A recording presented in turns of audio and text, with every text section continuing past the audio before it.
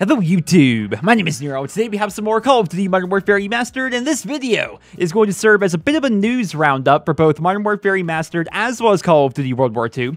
Let's start things off here with Call of Duty Modern Warfare Remastered. I'm sure you guys all noticed that this Tuesday, MWR did not become available for individual purchase, and it did not have the big June supply drop update. We all thought it was either going to be June 20th or June 27th. Turns out it's going to be June 27th, likely for both. Now, they haven't confirmed the depot update or anything like that, but we do know Modern Warfare Remastered is in stores. It's even showing up at GameStop now. It is in the back. It is a thing. The reported price is still going to be $40. Now, if you're waiting to get this for the Xbox One or the PC, there is an exclusivity deal in place with Sony and Activision. Therefore, Modern Warfare Remastered is releasing on June 27th for the PlayStation 4, and then 30 days later on July 27th for the Xbox One and the PC. The price point, once again, is going to be $40. That does not include any DLC, which is definitely concerning. I'm wondering if the game is even going to sell, but I hope it does. I hope there's going to be a giant influx of new players, and this coming Tuesday is going to be the final Tuesday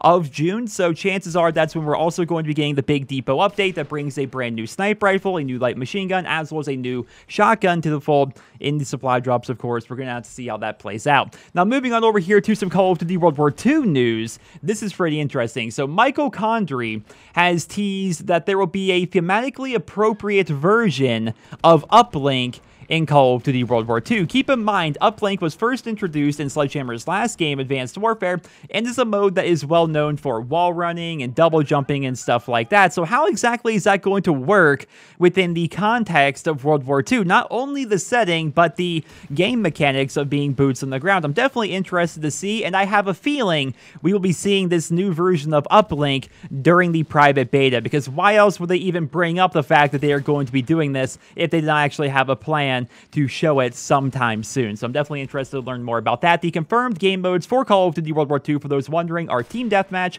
Domination, Hardpoint, War, this new Uplink, and that's pretty much it. They have said we are going to be getting a much broader suite of modes, but they are going to be revealed much later. Chances are there will be some new game modes mixed in with some classics like Search and Destroy, Kill Confirmed, Ground Wars, so on and so forth. Michael Condrey has also discussed on Twitter the possibility of a competitive mode being in Call of Duty World War II, as well as the possibility of game battles integration. So on Twitter, Hutch asked if Call of Duty World War II would launch with game battles integration like we currently see in Call of Duty Infinite Warfare. And Michael Condrey jokingly dodged the question, so you can take this a couple of ways. I mean, the very fact that he took the time to respond to a game battles question seems sort of telling that there may be a system like that in place, but you can also interpret it a bunch of other ways. You could say that maybe he's saying this because it may be a feature down the line, because he's joking that Infinite Warfare didn't actually have it at launch, or he may just be saying, well, maybe our competitive mode is better than that. So we're going to have to see how it plays out. I think a lot of people are very interested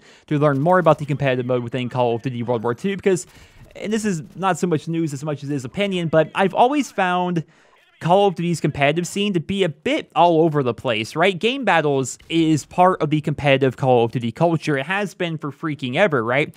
But it's also a third-party website where you need to sign up, and you basically do everything over on that website besides actually play the match itself. Like, I used to play a ton of game battles back in the day, but there were constant rule changing and weapon banning, and not to mention all the constant disputes and team reforming, and just, it really made the experience less than enjoyable for me, so I haven't played it since like Modern Warfare 3. So I would love to see like a perfect game battles integration in Call of Duty. I'm not even exactly sure how it works with Infinite Warfare, but if they could set it up so you do your matches or sign up for your matches from the game itself, and somehow those matches are tied to the website so there's no more disputing because it just automatically updates based off of who actually won, that would be fantastic to me. So I'm hoping that the competitive scene in COD World War II is actually good, and I'm actually hoping that game battles works out as well.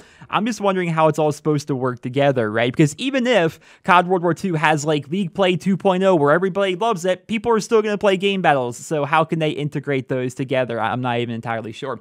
The final bit of news for this video is actually going to be sad for some people, but also potentially encouraging for some people. It may actually give you a little bit of hope. So Activision has confirmed that Call of Duty World War II will not be ported over to the Nintendo Switch.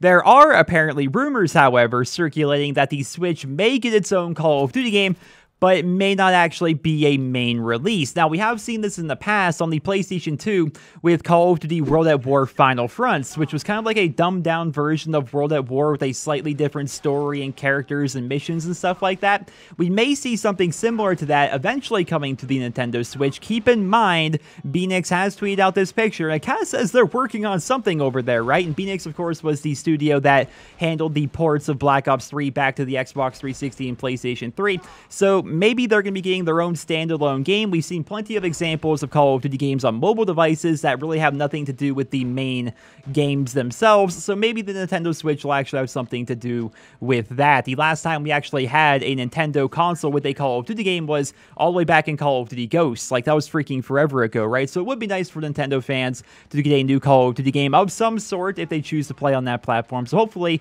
fingers crossed, we'll get some more news and information regarding that. I have a feeling they're going to get something, but of course, nothing is actually confirmed. That, ladies and gentlemen, is all I have for you guys here in this video. A bit of a news roundup. Lots of stuff has been happening, especially after E3. I mean, news is getting a bit more scarce, but that's okay.